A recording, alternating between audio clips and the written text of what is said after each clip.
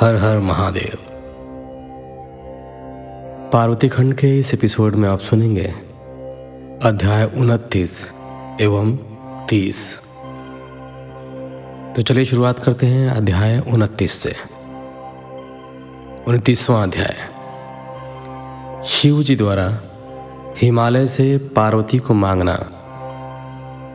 ब्रह्मा जी बोले, हे महामुनि नारद, भगवान शिव के वहाँ से अंतर्धान हो जाने के उपरांत देवी पार्वती भी अपनी सखियों के साथ प्रसन्नतापूर्वक अपने पिता के घर की ओर चल दी। उनके आने का शुभ समाचार सुनकर देवी मैना और हिमालय बहुत प्रसन्न हुए और तुरंत सिंहासन से उठकर देवी पार्वती से मिलने के लिए चल दिए। देवी पार्वती अपने नगर के निकट पहुँची। वहाँ उन्होंने अपने माता पिता और भाइयों को नगर के मुख्य द्वार पर अपना इंतजार करते पाया। वे अत्यंत हर्ष से विभोर होकर उनका स्वागत करने के लिए खड़े थे। पार्वती ने हाथ जोड़कर उन्हें प्रणाम किया। हिमालय और मैना ने अपनी पुत्री को अनेकानेक आशीर्वाद देकर गले से लगा लिया। भाव विह्वल होकर उनकी आंखों से आंसू टपकने लगे। सभी उपस्थित लोगों ने उनके मुक्त हृदय से प्रशंसा की। वे कहने लगे कि पार्वती ने उनके कुल का उद्धार किया है और अपने मनोवांछित कार्य की सिद्धि की है। इस प्रकार सभी प्रसन्न थे और उनकी प्रशंसा करते हुए नहीं थक रहे थे। लोगों ने सुगंधित पुष्पों, चंदन एवं अन्य सामग्रियों से देवी पार्वती का पूजन किया। इस शुभ बेला में उन पर स्वर्ग से देवताओं ने भी पुष्प वर्षा की तथा उनकी स्तुति की। तत्पश्चात बहुत आदर सहित उन्हें घर की ओर ले जाया गया और विधि विधान से उनका गृह प्रवेश कराया गया। ब्राह्मणों, ऋषि मुनियों, देवताओं और प्रजाजनों ने उन्हें अनेकों शुभ व उत्तम आशीर्वाद प्रदान किए। इस शुभ अवसर पर शैलराज हिमालय ने ब्राह्मणों एवं दीन दुखियों को दान दिया।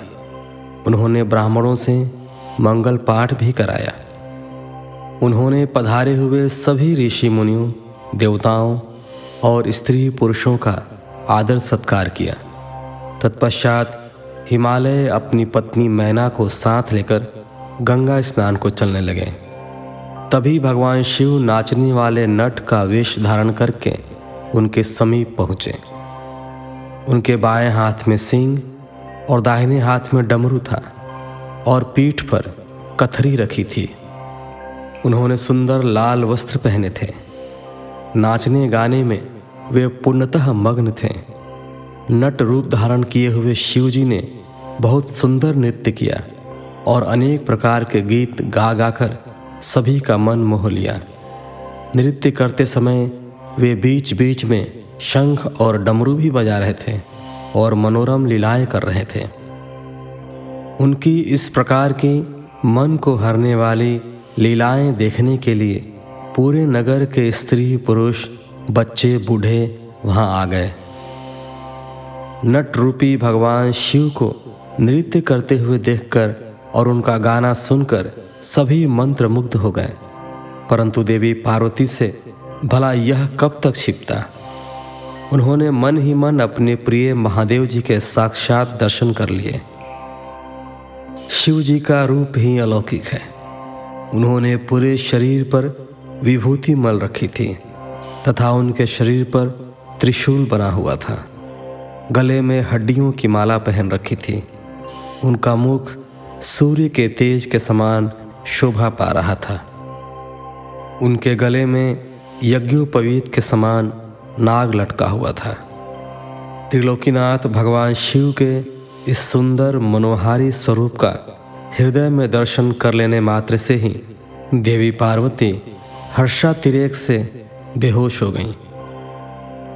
वे जैसे उनके स्वप्न में कह रहे थे कि देवी, अपना मनोवांछित वर मांगो।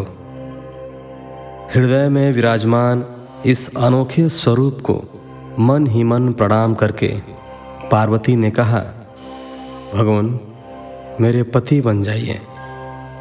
तब देवेश्वर ने मुस्कुराते हुए तथास्तु कहा और उनके स्वप्न से अंतर्धान हो गए। जब उनकी आंखें खुली तो उन्होंने शिवजी को नट रूप धारण किए वहां नाचते गाते देखा। नट के रूप में स्वयं भक्त वत्सल भगवान शिव के नाच गाने से प्रसन्न होकर पार्वती की माता मैना सोने की थाली में रत्न, माणिक, हीरे और सोना लेकर उन्हें भिक्षा देने के लिए आई। उनका ऐश्वर्य देखकर शिवजी बहुत प्रसन्न हुए, परंतु उन्होंने उन सुंदर रत्नों और आभूषणों को लेने से इनकार कर दिया। वे बोले, देवी भला मुझे रत्नों और आभूषणों से क्या लेना देना? यदि आप मुझे कुछ देना ही चाहती हैं तो अपनी कन्या का दान दे दीजिए। यह कहकर वे पुनः नृत्य करने लगे। उनकी बातें सुनकर देवी मैना क्रोध से उफन उठी। वे उन्हें उसी समय वहां से निकालना चाहती थीं कि तभी गिरिराज हिमालय भी गंगा स्नान करके वापस लौट आए। जब उनकी पत्नी मैना ने उन्हें सभी बातें बताईं तो वे भी जल्द से जल्द नट को वहां से निकालने को तैयार हो गए। उन्होंने अपने सेवकों को नट को बाहर निकालने की आज्ञा दी, परंतु यह असंभव था। वे साक्षात शिव भले ही नट का रूप धारण किए हुए थे, परंतु उनका शरीर अद्भुत तेज से संपन्न था और वे परम तेजस्वी दिखाई दे रहे थे। उन्हें उठाकर निकाल फेंकना तो दूर की बात थी, उन्हें तो छूना भी कठिन था। तब उन्होंने मैना हिमालय को अनेक प्रकार की लीलाएं रचकर दिखाई। नट ने तुरंत ही श्री हरि विष्णु का रूप धारण कर लिया। उनके माथे पर किरीट, कानों में कुंडल और शरीर पर पीले वस्त्र अनोखी शोभा पा रहे थे। उनकी 4 भुजाएं थीं। पूजा करते समय हिमालय और मैना ने जो पुष्प, गंध एवं अन्य वस्तुएं अर्पित की थीं, वे सभी उनके शरीर और मस्तक पर शोभा पा रही थी। यह देखकर सभी आश्चर्यचकित हो गए। तत्पश्चात नट ने जगत की रचना करने वाले ब्रह्मा जी का चतुर्मुख रूप धारण कर लिया। उनका शरीर लाल रंग का था और वे वैदिक मंत्रों का उच्चारण कर रहे थे। उन सभी ने उस नट भक्तवत्सल भगवान शिव के उत्तम रूप को देखा। उनके साथ देवी पार्वती भी थीं। वे रुद्र रूप में मुस्कुरा रहे थे। उनका वह स्वरूप अत्यंत सुंदर एवं मनोहारी था। उनकी ये सुंदर लीलाएं देखकर सभी आश्चर्यचकित रह गए थे और परम आनंद का अनुभव कर रहे थे। तत्पश्चात पुनः एक बार नट रूपी शिवजी ने मैना हिमालय से उनकी पुत्री का हाथ मांगा तथा अन्य भिक्षा ग्रहण करने से इनकार कर दिया, परंतु शिवजी की माया से मोहित हुए गिरिराज हिमालय ने उन्हें अपनी पुत्री सौंपने से मना कर दिया। बिना कुछ भी लिए वह नट वहां से अंतर्धान हो गया। वे सोचने लगे कि शायद वे स्वयं भगवान शिव ही थे जो स्वयं यहाँ पधार कर हमारी कन्या का हाथ मांग रहे थे और हमें अपनी माया से छल कर अपने निवास कैलाश पर वापस चले गए। यह सोचकर हिमालय और मैना दोनों ही एक पल को बहुत प्रसन्न हुए, परंतु अगले ही पल यह सोचकर उदास हो गए कि हमने स्वयं साक्षात शिव जी को बिना कुछ दिए और उनका आदर सम्मान किए बिना ही खाली हाथ अपने द्वार से लौटा दिया। वे अत्यंत व्याकुल हो उठे। 30वां अध्याय। ब्राह्मण वेश में पार्वती के घर जाना। ब्रह्मा जी बोले, हे नारद, गिरिराज हिमालय और देवी मैना के मन में भगवान शिव के प्रति भक्ति भाव देखकर सभी देवता आपस में विचार विमर्श करने लगे। तब देवताओं के गुरु बृहस्पति और ब्रह्मा जी से आज्ञा लेकर सभी भगवान शिव के पास कैलाश पर्वत पर गए। वहाँ पहुंचकर उन्होंने हाथ जोड़कर शिव जी को प्रणाम किया और उनकी अनेकानेक बार स्तुति की। तत्पश्चात देवता बोले, हे देवादिदेव महादेव भगवान शंकर, हम दोनों हाथ जोड़कर आपकी शरण में आए हैं। हम पर प्रसन्न होइए और हम पर अपनी कृपा दृष्टि बनाइए। प्रभु, आप तो भक्त वत्सल हैं और अपने भक्तों की प्रसन्नता के लिए कार्य करते हैं। आप दीन दुखियों का उद्धार करते हैं। आप दया और करुणा के अथाह सागर हैं। आप ही अपने भक्तों को संकटों से दूर करते हैं तथा उनकी सभी विपत्तियों का विनाश करते हैं। इस प्रकार महादेव जी की अनेकों बार स्तुति करने के बाद देवताओं ने भगवान शिव को गिरिराज हिमालय और उनकी पत्नी मैना की भक्ति से अवगत कराया और आदर सहित सभी बातें उन्हें बता दी। तत्पश्चात भगवान शिव ने हंसते हुए उनकी सभी प्रार्थनाओं को स्वीकार कर लिया। तब अपने कार्य को सिद्ध हुआ समझकर सभी देवता प्रसन्नतापूर्वक अपने अपने धाम लौट गए। जैसा कि सभी जानते हैं कि भगवान शिव को लीलाधारी कहा जाता है। वे माया के स्वामी हैं। पुनः वे शैलराज हिमालय के घर गए। उस समय राजा हिमालय अपनी पुत्री पार्वती सहित सभा भवन में बैठे हुए थे। उन्होंने ऐसा रूप धारण किया कि वे कोई ब्राह्मण अथवा साधु संत जान पड़ते थे। उनके हाथ में दंड व छत्र था। शरीर पर दिव्य वस्त्र तथा माथे पर तिलक शोभा पा रहा था। उनके गले में शालग्राम तथा हाथ में स्फटिक की माला थी। वे मुक्त कंठ से हरि नाम जप रहे थे। उन्हें आया देखकर पर्वतों के राजा हिमालय तुरंत उठकर खड़े हो गए और उन्होंने ब्राह्मण को भक्तिभाव से साष्टांग प्रणाम किया।